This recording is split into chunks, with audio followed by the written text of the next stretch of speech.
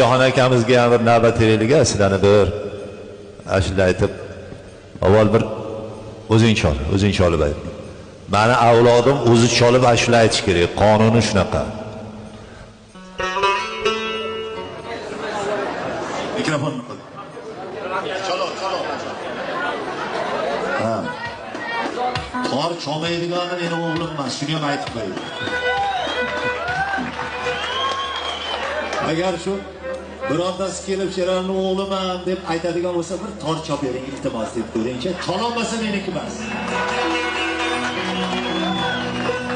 Meni bir ikkitalari fonogrammaga tor ushlab turadigan bo'lyapti, menga o'xshab.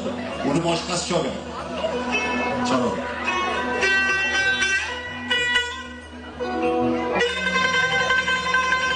Yana bir haromi bolani yetalab yurar ekan, Sheralni o'g'li deb pul qilar ekan, yetalab bobo.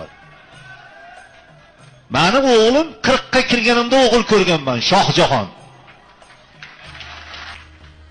40 ga kirganimda men o'g'il ko'rganman. Birinchi ko'rgan farzandim shu.